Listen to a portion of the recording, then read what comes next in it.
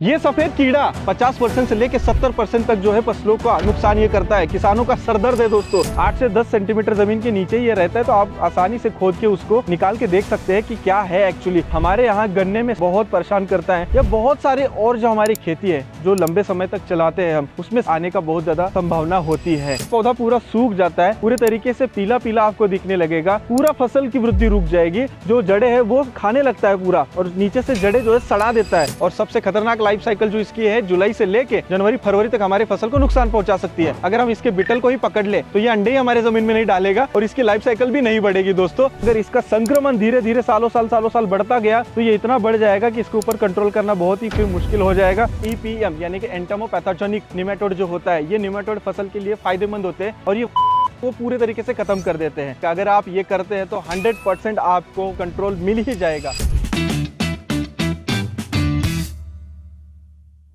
ये सफेद कीड़ा जमीन के अंदर भी रहता है, पौधे के ऊपर भी रहता है। अब ये कैसे पॉसिबल है? जी हाँ, कुछ वक्त ये ऊपर भी रहता है और लंबे समय तक जो है जमीन के अंदर भी रहता है, और जमीन के अंदर रह के हमारे बहुत सारे फसलों की जड़ें खाता है और बहुत नुकसान करता है। 50% से लेकर 70% तक जो है फसलों का नुकसान ये करता है। किसानों का सरदर्द है दोस्तों। इसका नाम है सफेद लट, गोबर कीड़ा, गोबरिया कीड़ा, सफेद गिडार, व्हाइट ग्रब इंग्लिश में नाम है, हिंदी में सफेद लट। ऐसे बहुत सारे इंडिया में नाम है। इसका जीवन क्रम, इसको कंट्रोल कैसे करना है, सब कुछ इसके बारे में आपको बताने वाला हूँ, बहुत ही ज्यादा डिटेल में बताने वाला हूँ। तो प्लीज इस वीडियो को हर किसान भाइयों तक आपको इस पहुंचाना ही पहुंचाना है, हमारे इस डिसीज पेस्ट के सीरीज को भी और इस वीडियो को भी दोस्तों मैं हूं संतोष और स्वागत है आपका इंडियन फार्मर चैनल में। जिसने भी चैनल को सब्सक्राइब नहीं किया तो प्लीज चैनल को सब्सक्राइब कीजिए, बेल आइकन जरूर दबाइएगा। तो चलिए इस सफेद लट के बारे में पूरी जानकारी लेते हैं। इस कीट का साइंटिफिक नेम है होलोट्रिकिया सिराटा। हिंदी में इसे सफेद लट बोला जाता है, इंग्लिश में व्हाइट ग्रब बोला जाता है। तो दोस्तों आप फसल को देख के ही समझ सकते हैं आपके जमीन में व्हाइट ग्रब है कि नहीं। वो आगे वीडियो में आपको मैं दिखाने वाला हूँ, वैसे खेत में जाके कि ऊपर से देख के ही आप पता कर सकते हैं कि आपके जमीन में ये है। और किसान जो है इसको काफी समय से जानते हैं सफेद लट के बारे में, लेकिन उसके ऊपर कैसे उसको रोकथाम करना है इसके बारे में बहुत कम जानकारी है। 1975 में हमारे भारत देश में जो है एक महत्वपूर्ण कीट इसको घोषित किया गया, क्योंकि इसका रोकथाम करना बहुत जरूरी था। तो 1975 से इसके ऊपर अभ्यास करना स्टार्ट किया, उसके ऊपर कैसे रोकथाम कैसे करना है, उसका जीवन क्रम कैसा है, इसके ऊपर भी पूरा स्टडी किया गया। तो इसको पहचाना कैसे जाता है? तो बहुत सिंपल है। ये देखिए मेरे हाथ में ये व्हाइट कलर का होता है, काफी मोटा होता है। इसके ऊपर ब्राउन डॉट डॉट डॉट होते हैं, आगे मुंह इसका ब्राउन होता है और इसको आगे नोक होती है, जो जमीन खोदता है आगे से, वो ब्लैक कलर का होता है। बहुत ही सिंपल इसकी पहचान है। और ज्यादातर आप देखते होंगे जो गोबर का खाद हम बनाने के लिए, सड़ाने के लिए जहाँ पे रखते हैं, उसमें ये ज्यादा पाया जाता है, क्योंकि ये जमीन के अंदर ही जो सड़ी चीजें होता है वो बहुत ही ज्यादा खाता है। तो चलिए अब हम जानते हैं ये कौन कौन से फसलों में ज्यादातर पाया जाता है। सफेद लट कौन कौन से फसलों में आता है, आने के बाद फसल कैसे दिखने लगती है और उसका प्रकोप कैसे होता है, इसके बारे में हम डिटेल में यहाँ पे बात करते हैं। मैं गन्ने के खेत में आया हूँ क्योंकि हमारे यहाँ गन्ने में सफेद लट बहुत परेशान करता है, क्योंकि गन्ना 2-3 साल तक जमीन में रहता है। तो सफेद लट के लिए नीचे अनुकूल वातावरण होता है, जमीन की जो मशागत है, प्लाव वगैरह इसमें चलता नहीं, तो सफेद लट इसमें बहुत बढ़ने लगता है।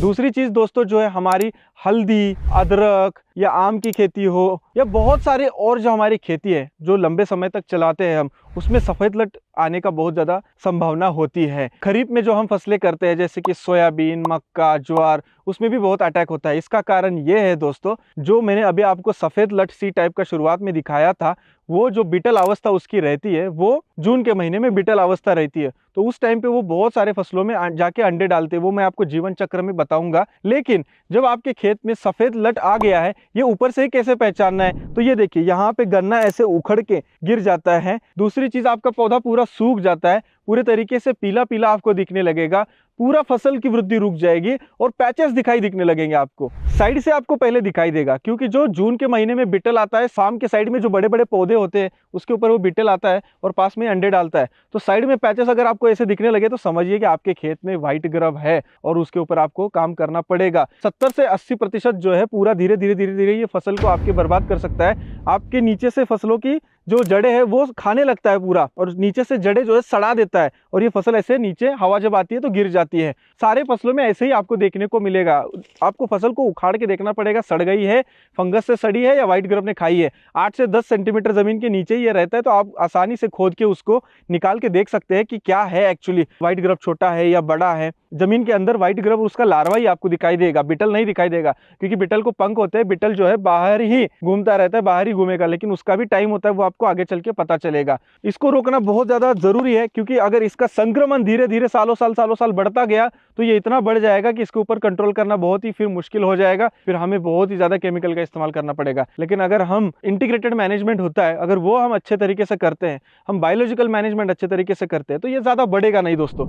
व्हाइट ग्रब सफ़ेद लट बढ़ने के कारण क्या है, इसके बारे में भी हम थोड़ा जानते हैं, क्योंकि हम इसके ऊपर ध्यान नहीं देते। हम हमारे ज़मीन की जुताई अच्छे से नहीं करते हैं। दूसरी चीज़, हम केमिकल का बहुत सारा इस्तेमाल करते हैं। जो मित्र कीटक है, जो व्हाइट ग्रब को खाने वाले, वो धीरे धीरे कम होते जा रहे हैं। तीसरी चीज़ जो है, हम हमारे जो बीटल आते हैं जून में, अगर हम बीटल को ही पकड़ लेंगे तो उनकी साइकिल ही ब्रेक हो जाएगी। व्हाइट ग्रब की साइकिल बहुत ही इंटरेस्टिंग है, यानी कि उसका जीवन काल ना साल भर का होता है लगभग। मैं आपको बताता हूँ, जो मई जून के महीने में जो बीटल निकलते हैं दोस्तों, वो कोशावस्था से निकलते हैं। तो साइकिल को थोड़ा ध्यान से समझिएगा। पहले तो होता है बीटल, वो उड़ सकता है दोस्तों, वो घूम सकता है इधर उधर। तो हमारे जो फार्म के आसपास पौधे होते हैं, जैसे नीम का पेड़ के ऊपर मई जून में जो पहली बरसात होती है, उस टाइम पे आपको रात में अगर बैटरी आप लगाते हैं उस पौधे के ऊपर, प्लांट के ऊपर, नीम के ऊपर, वहां पे पत्तियां खाते हुए आपको बहुत दिखाई देंगे। वही जून के महीने में बिट्टल जमीन के ऊपर आके अंडे डाल देते हैं।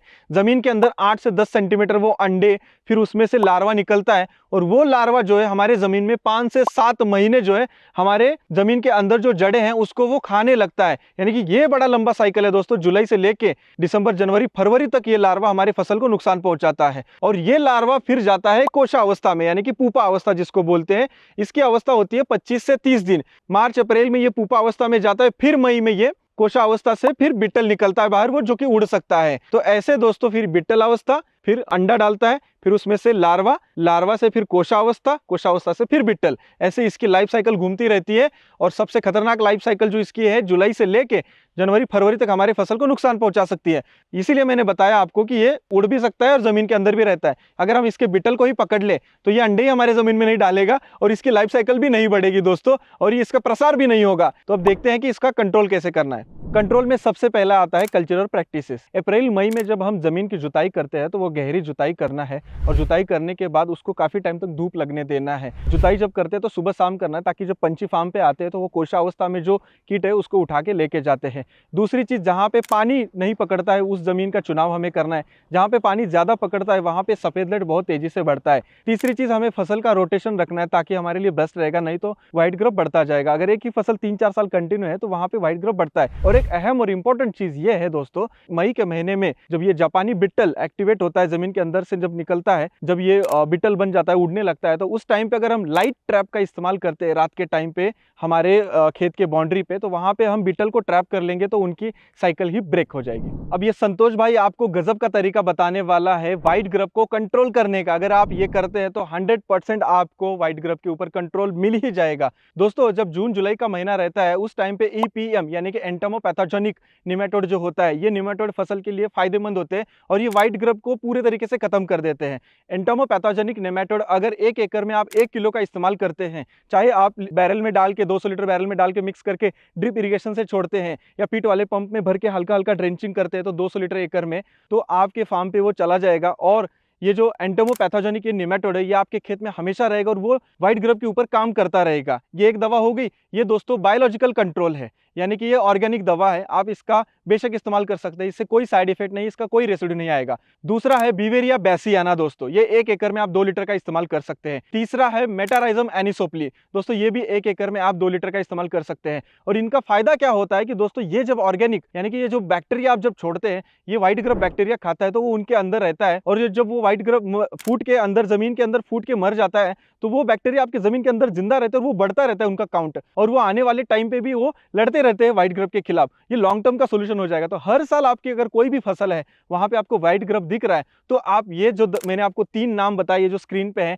या प्रति एकड़ इस्तेमाल कीजिएगा। जून जुलाई के महीने में आपको वहां पे 100% रिजल्ट दोस्तों अच्छे मिलेंगे। को अगर कंट्रोल नहीं हो रहा है तो आप केमिकल के ऊपर जाइए। जो CIB के लेवल क्लेम अनुसार जो केमिकल आपको इस्तेमाल करना है उनके मैं नाम बताता हूँ। सबसे पहला तो है यहाँ पे दोस्तों एसिफेट 50% वाला प्लस इमिडाक्लोरोपिड 1.80, फिप्रोनिल 40% और इमिडाक्लोरोपिड 40% WDG। ये मूंगफली और गन्ने में दोनों में आप इस्तेमाल कर सकते हैं। तो दोस्तों, और ऐसे ढेर सारे केमिकल्स हैं, ये मैं यहाँ पे स्क्रीन पे लिस्ट डाल दे रहा हूँ, आप इनका इस्तेमाल कर सकते हैं। जब भी कोई भी दवा आप लेना चाहते हैं तो ये मैंने आपको मोलेक्यूल के नाम बताए। दुकानदार के पास जाइए, आप मोलेक्यूल मांगिएगा, उनसे पूछिएगा इसका प्रति एकड़ का प्रमाण कितना है, क्योंकि नए नए मोलेक्यूल आते रहते हैं, प्रमाण बदलते रहते हैं। कई प्रमाण जो है एकड़ के हिसाब से होते हैं, कई प्रमाण जो है पानी के हिसाब से होते हैं। तो आपको पूछ के उसके बाद जो बोतल के ऊपर लेबल क्लेम होता है उसको पढ़ना है। क्या हमारे ये गन्ने में हम इसको इस्तेमाल कर सकते हैं, क्या हम इसको अदरक में इस्तेमाल कर सकते हैं, क्या हम इसका ड्रेंचिंग कर सकते हैं क्या, तो ये सब कुछ पढ़ के ही इस्तेमाल करना है। ऐसा नहीं कि आपको दवा लाना है और अंधाधुन इस्तेमाल करना है। जब भी दुकानदार के पास जाते हैं तो मोलेक्यूल मांगिए, उस मोलेक्यूल का सबसे सस्ता कौन सा, यानी कि जैसे कि